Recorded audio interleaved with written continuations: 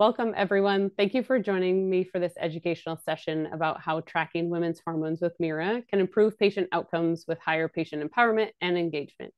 I'm Rose McKenzie. I'm the medical affairs specialist here at Mira, and my role is to assist providers incorporating Mira into their practice by providing educational sessions, case reports, resources, documents, and one-on-one assistance.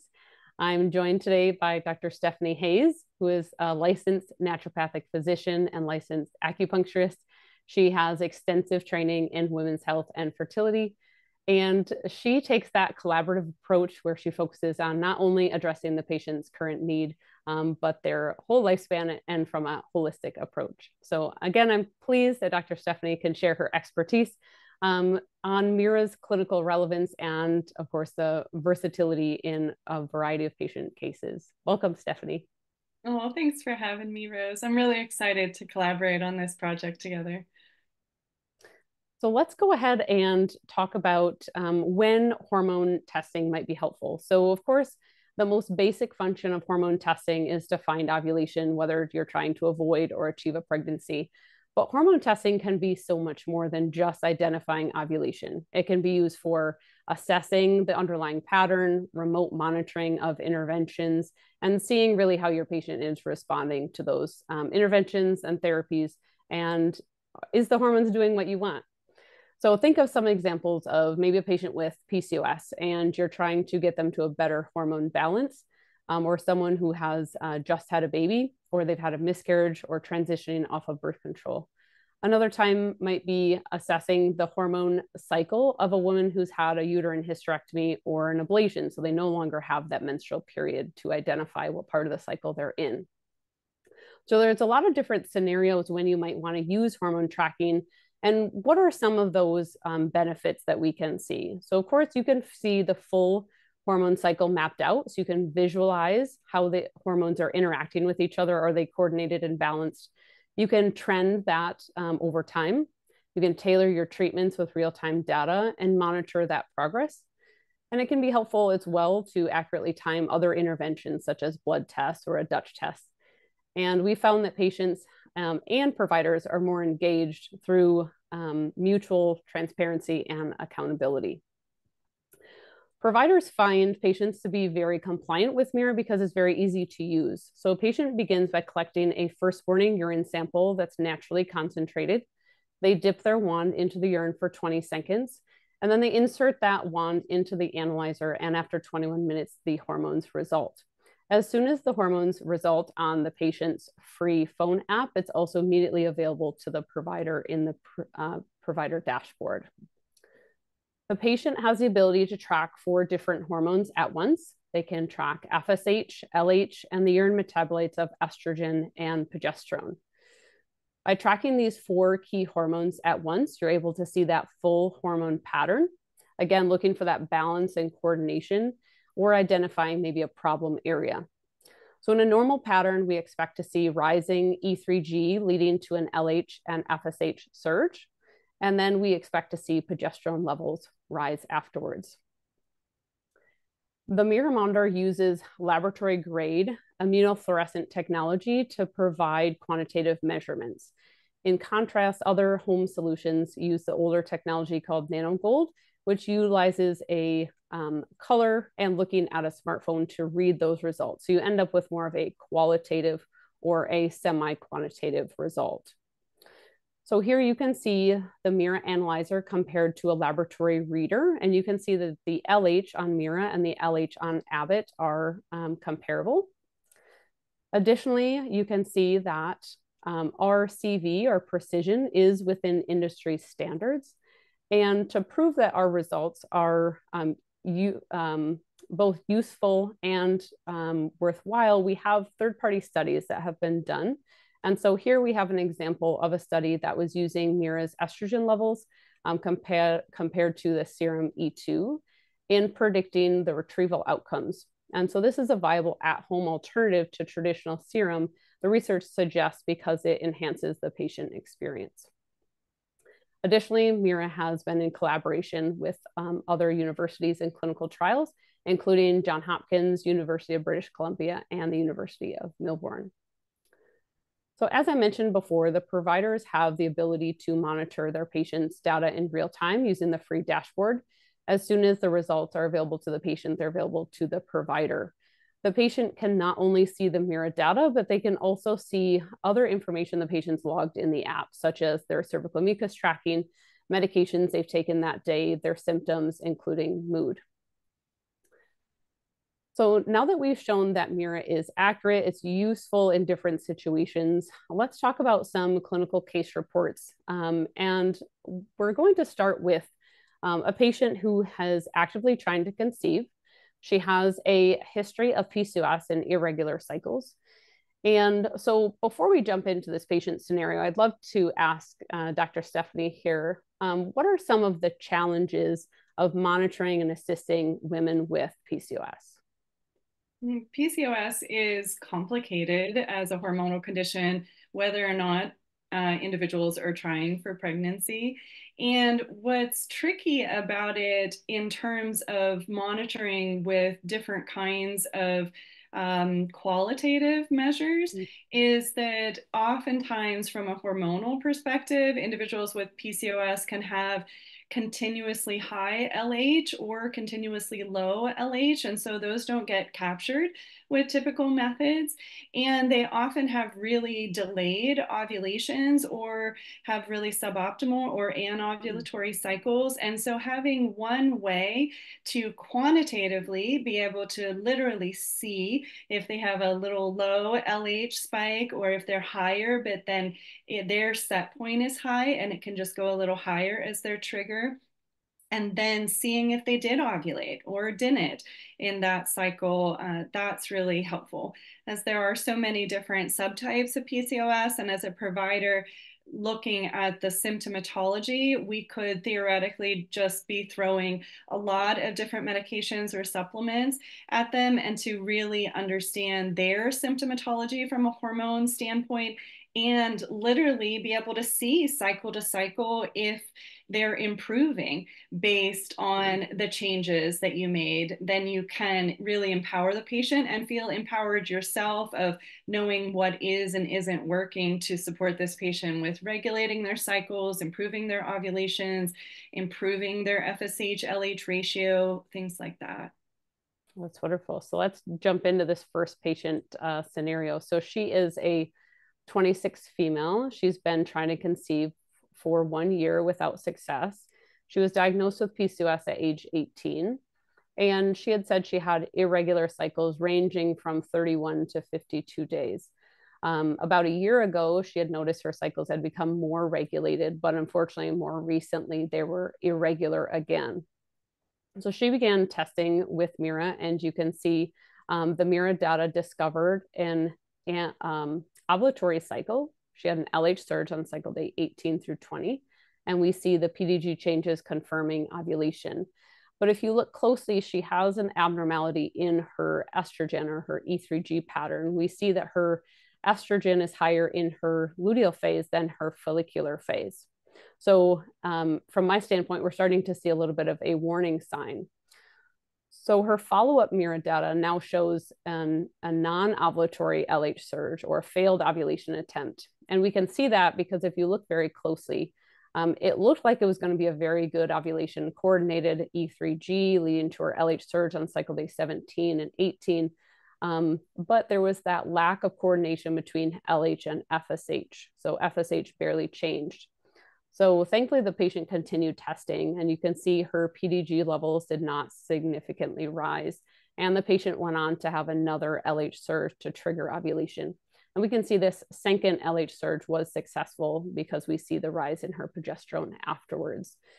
So from a clinician standpoint, how would this information be helpful for you when you're getting started with this patient?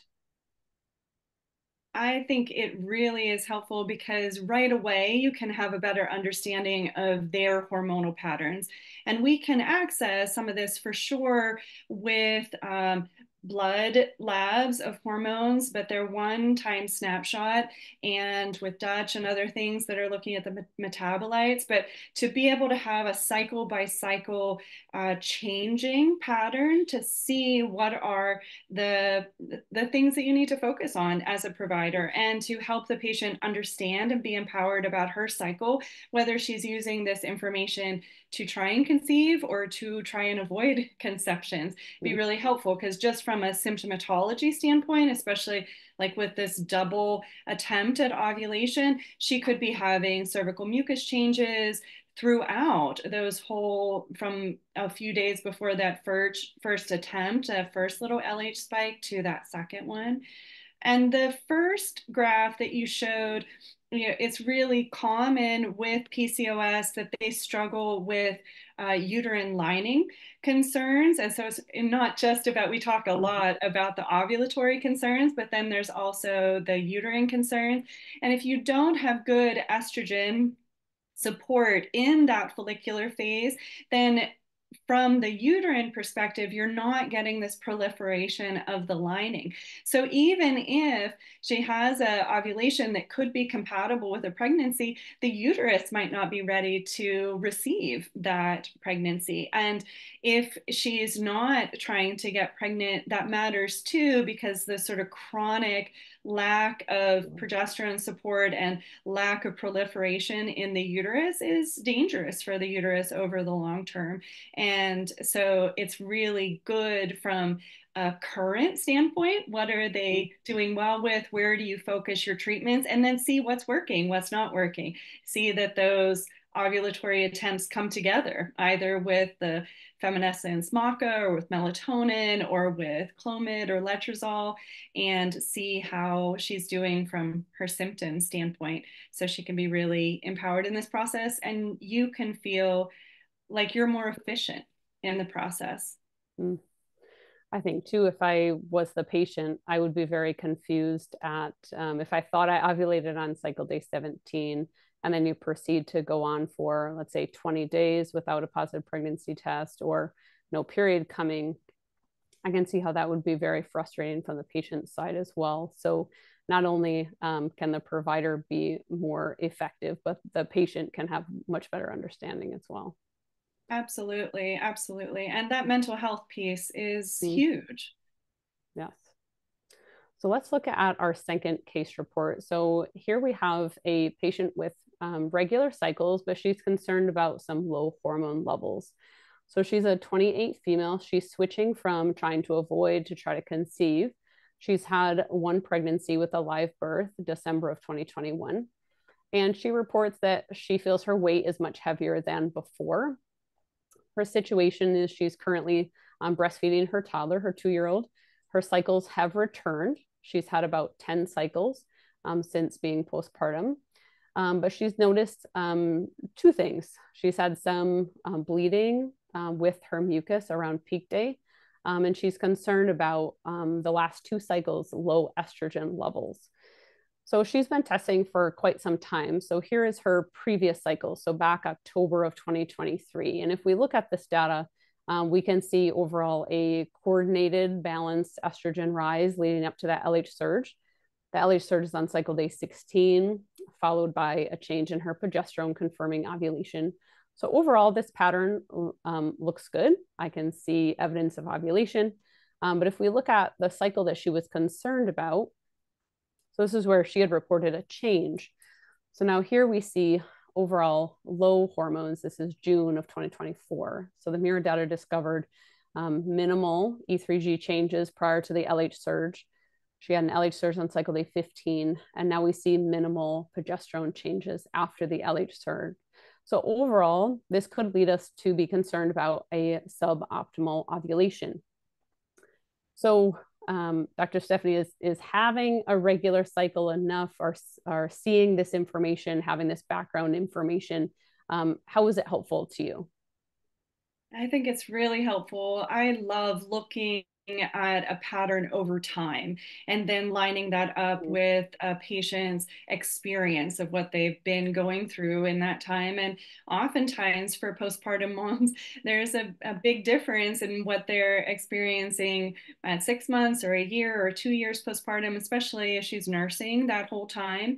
And so the 9 months difference between those charts, you see that what I interpret from this is she's gotten more depleted. It mm, takes a lot of energy to continue nursing from a nutritional perspective. And in this case, when I'm seeing the hormones being lower, I'm wondering if she literally has all the ingredients to make those hormones. It takes a lot of cholesterol, a lot of healthy fatty acids, and that the body prioritizes putting that into the breast mm, milk and rather than leaving enough for her hormonal balance. And also there's a need for coordination with the thyroid and with iron levels. And it's not uncommon for individuals who've gone through a pregnancy and then a delivery and then nursing for a while to be nutritionally deficient, also be a little hormonally deficient, and they're probably not getting enough sleep to trigger a good hormonal balance. So this is helpful and empowering for me to advise the patient to take a little bit of time and see if we can replenish her body mm, before she goes into that next pregnancy for the health of that pregnancy. And so she doesn't get more depleted and be more symptomatic during that time. And it'll also empower her to decide if she should wean before she tries for that next pregnancy because she's ovulating. This is a suboptimal ovulation. Some people aren't able to stay nursing and conceive, others can, but mm. having this data to see how she's improving with your nutritional and hormonal balancing support to help her make that decision would be really great. Yeah, I think just being able to have that conversation with the patient with data in front of you to, it might help the patient to realize what she wants to do or what she doesn't want to do yet. And so more of a candid conversation with your patient, I would expect to be able to happen. Yeah, for sure. The Okay, secondary infertility is really scary. And if instead she's actively choosing to not yet try because her mm, body's not in a place that it could conceive, that's a really different experience than more passively going many months and trying and not knowing mm, why you're not conceiving from that mental emotional perspective is really different. yeah, that makes sense. So let's look at a couple of different chart examples here. So the first one we're going to look at is a 40 female who's been trying to conceive for 1 year. And we can see her Mira data discovered overall low estrogen levels. And we see that there's a lack of rise of that estrogen leading to the LH surge. And then following, there's very low progesterone levels. So if a patient were to come to you and say, I'm trying to conceive, this is my Mira data, how would this information be helpful for you? I like this chart a lot, Rose. I think it's really helpful because this is the kind of thing that can sometimes slip through the radar. Sometimes you can capture this on blood labs, but not always. And it doesn't always show up with symptomatology around their menses. But this, I would start asking the patient gently and questions about potential for disordered eating or overexercise. Because oftentimes, when all of the hormones are consistently low across the cycle, that indicates a hypogonadic trophic state. And usually that can occur when the body's not prioritizing ovulation or cycling in general because of some more extreme deficiencies and some of the messaging from that sympathetic nervous system. And so those are hard conversations Mm, and ones that wouldn't necessarily come up right away, especially if you're just meeting this patient and building rapport with them. mm, And so having that information to be able to gently ascertain what their patterns are Because everybody has a different set point at which their body finds comfort with movement and with calories. And Mm, so being able to gently show her that maybe for her body, this is too suppressive, some of the things that she is engaging in. Or maybe it's night mm, shift or something else like that that's yeah, shutting down the cycle. sure, sure. So our next chart example is a 39 female who's been suffering from secondary infertility for 4 years. She had some clinical concerns for low progesterone with premenstrual spotting. So she would spot for 3 to 7 days before her period would begin. And when she starts testing, we can see an abnormality in her estrogen again, where we see that high estrogen in her luteal phase compared to the follicular. And then the luteal phase is short at 7 days. So potentially this could be seen as maybe a warning sign of a hormone imbalance. So from your standpoint, again, what would this information be useful for? This chart kind of signifies a lot of what I think about all the time in terms of the difference between anovulation and optimal ovulation and all of the gray area in between there, because there really are suboptimal ovulations that can happen, but the follicle isn't big enough for achieving a pregnancy. And so this can be really helpful for guiding to see if your supplemental choices with melatonin, or I really like the Feminescence brand Maca, or if you're using medications, the Clomid or Letrozole, if you see that it's improving not the ovulation by its strength, but you see that more in the luteal phase can expand to a timing where the conception could actually happen, because it takes around 7 to 10 days for a conception to even make it to the uterus. And so if she has a luteal phase of only 7 days, you're not able to get that messaging from the embryo in time to tell the body to not bleed. And so to have a stronger ovulation that gives that better luteal phase so that she could conceive and minimize her risk of miscarriage and hold on to the pregnancy better is really helpful. Sure. And so, what if this patient came to you and was not trying to conceive? Would this information still be helpful for you? Yeah, I think it's really helpful always for patients in terms of to know if their symptomatology is from uh, low progesterone, relative higher estrogen, because she could be having some struggle with PMS or Mm, PMDD here with this really short luteal phase in comparison to her longer cycle. And so I would find that really helpful. She might not be sleeping during the first part of the cycle because her estrogens are off there. And so you can really line it up with what she's consistently struggling with, whether or not it has anything to do with if we're going to use that ovulation for conception or not. sure. The last chart example we have for this section is a patient who's had a uterine hysterectomy. She does have intact ovaries, and we see the mirror data showed rising estrogen leading to her LH surge. An LH surge here on cycle day 17 and 18. And then we see rising progesterone after her LH surge. So in this scenario, obviously the patient did not have a menstrual period, so she marked where she thought her period was happening. How would having this information be helpful for you?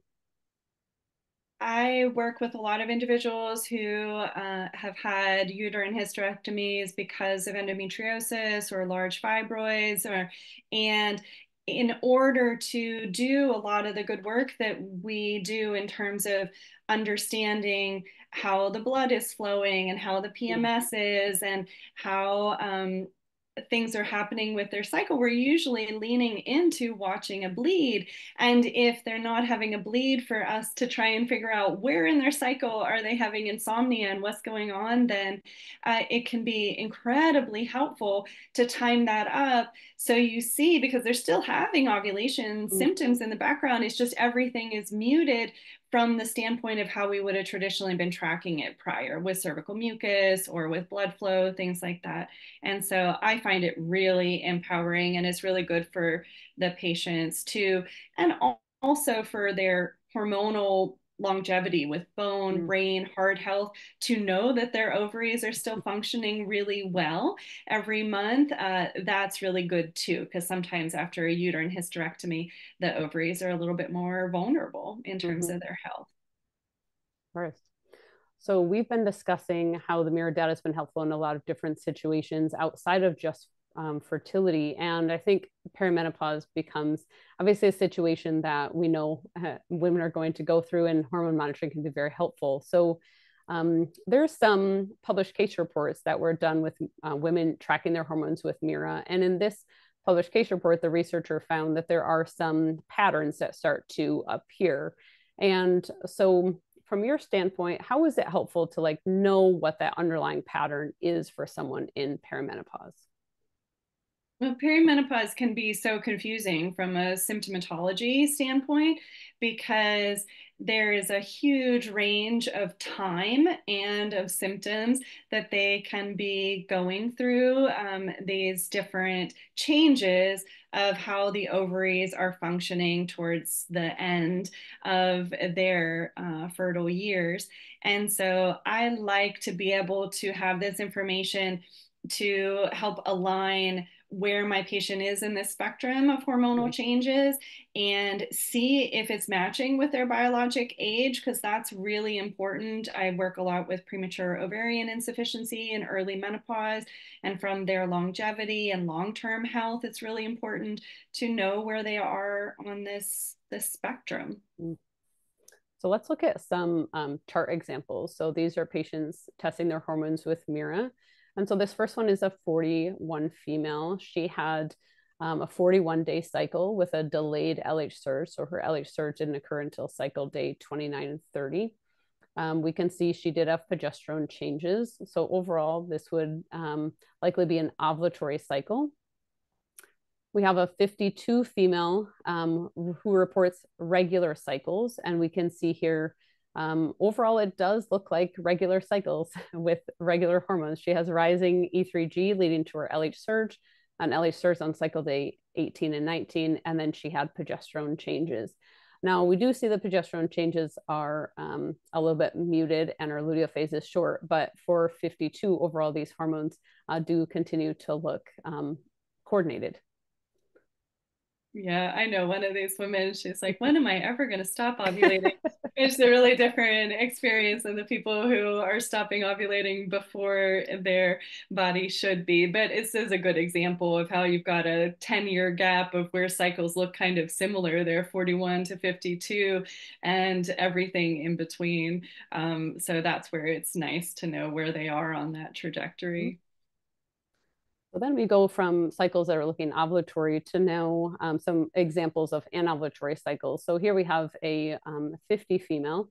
Her hormone pattern looks much different. So we have these fluctuating high estrogen levels, a lack of an LH surge, lack of progesterone changes.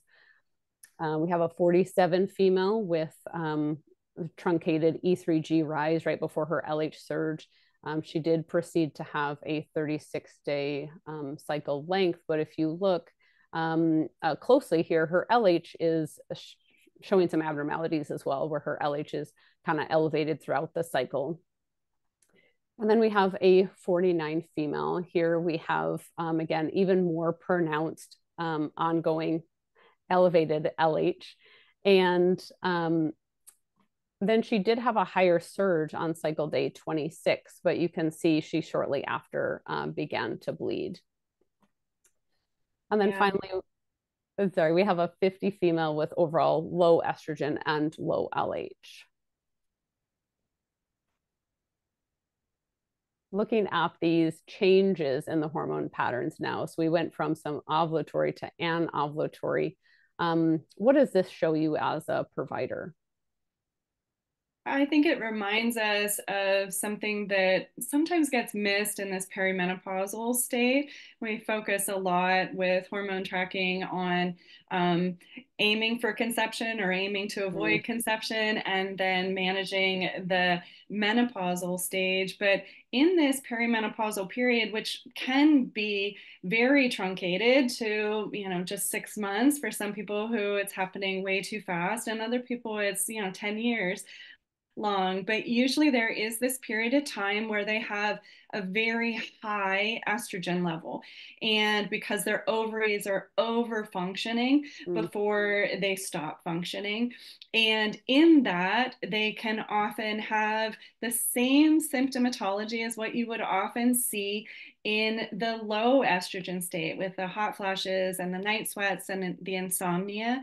And so I am really grateful for items like what Mira provides, where you can see if the individual is running at that higher estrogen state or if they're now in that lower estrogen state or somewhere on that spectrum, because it radically affects the treatments that you provide them and their effectiveness, mm. which then affects, their compliance, the patient compliance and satisfaction, and also as a provider really helping you feel more empowered Yeah, in what sure. you're doing and what you're choosing for the patient. Sure. So to summarize, we'd like to talk about how tracking women's hormones using Mira can be done in a variety of different situations. If we've highlighted PCOS management, identifying the phase of the woman's cycle after hysterectomy, and monitoring responses to interventions. This type of hormone monitoring we know improves patient outcomes by higher patient engagement and compliance, and also empowers and enhances your ability to make well-informed recommendations and treatment plans. Yeah, I fully agree. I love looking at this where you can use this data not just for trying to conceive or natural family planning, but really helping you dive into what's going on with somebody's symptomatology during their cycle, or if they're no longer cycling because of that hysterectomy, can know what's going on there. I think it really is wonderful to have tools where you empower the patient in the process and as a provider to know what of your treatments are working or not working. I think that that can really help you to not have to give them a whole lot of things, but can try things out, which feels really exciting as a provider. And one of the things that I like trying out is who's going to be our next speaker after this is Symphony brand with their Feminescence products.